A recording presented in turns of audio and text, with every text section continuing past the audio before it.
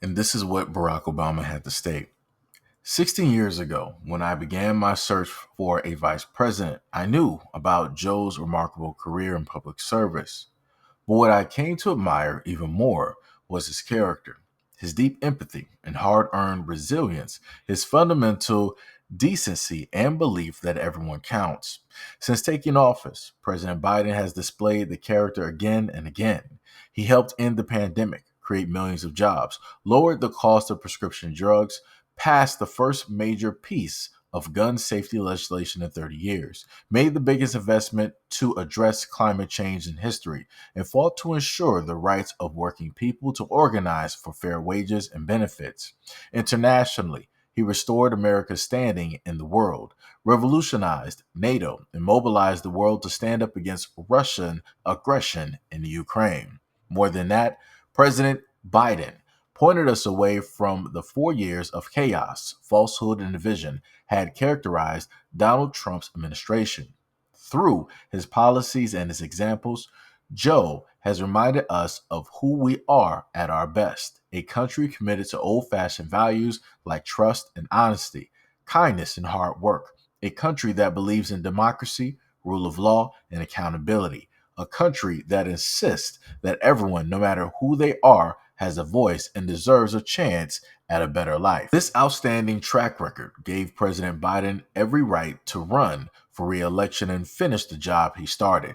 Joe understands better than anyone the stake in this election, how everything he has fought for throughout his life and everything that the Democratic Party stands for will be at risk if we allow Donald Trump back in the White House and give Republicans control of Congress.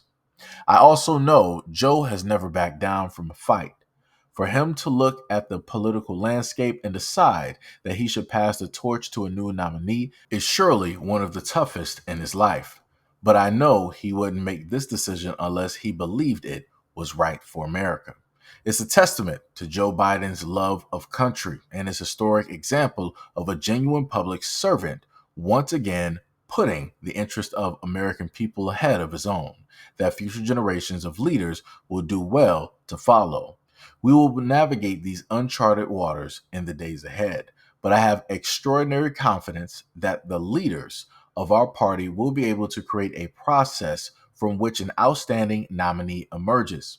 I believe that Joe Biden's vision of a generous, prosperous, and united America that provides opportunity for everyone will be on full display at the Democratic Convention in August. And I expect that every single one of us are prepared to carry that message of hope and progress forward into November and beyond.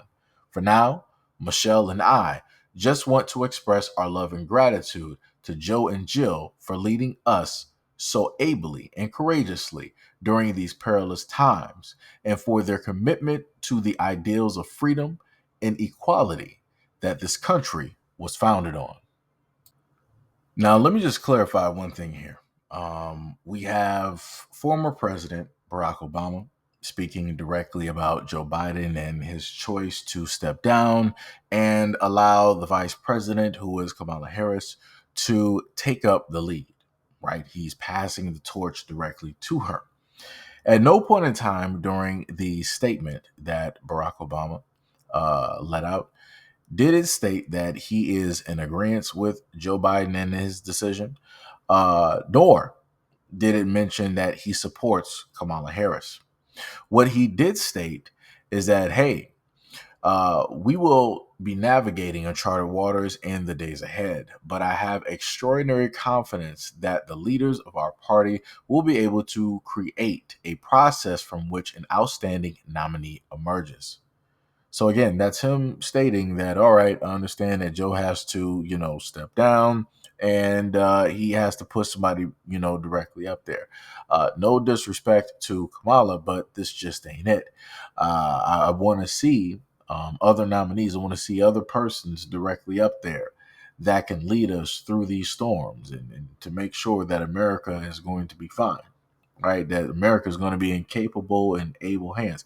Again, even Barack Obama is not endorsing Kamala Harris. So then what does that then mean And this is a person, last time I checked on Twitter, I think he has somewhere upwards to about 1.31 million people that follow him. 131 million. Just in case I said that incorrectly. Um, so that's a lot of people. That's a heavy influence that one person actually has. It's a nice percentage. If we're to deal with the United States population, that's a nice percentage of the United States population if you actually think about it, right? And he made this statement, a very loud statement, a very clear statement. There is no reading in between the lines or anything like that, trying to see any subliminal. There's none of that. It is cut, clear, and it's there. So I wonder what everybody else is going to do, right? If you don't have a former president agreeing with a now president, and you don't have the former president agreeing with who the nominee choice is, what does that then leave, right? But again, like he said before, the landscape is open. Anybody could just so happen to step up and get nominated. Could decide to run at this time. So this is going to be something very interesting. We are at the tail end of July, and soon enough we will be in August, and soon enough we're going to be in November. So again, this is going to be very interesting. The next few months coming up to see um, how the Democratic Party will plan, what they will do, if they can actually do anything at this moment in time. Some people say that they want Michelle Obama to run. Some people are saying that they're endorsing Kamala Harris at this moment in time.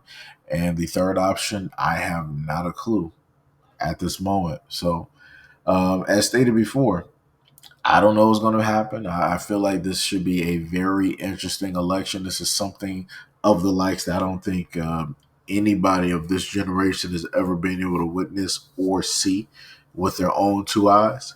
So this is going to be one for the history books. Literally, you're going to see this in the history books in the next few years when it deals with kids. Like these elections are going to be there. They are going to be there. But anyways, let me know what you guys feel about the words that Barack used, his specific statement. What do you think he meant, by any of the things that he stated, or what specifically may have, stood out directly to you? But anyways, let me know that in the comment description below. And as always, peace, love, and stay tuned for the next video.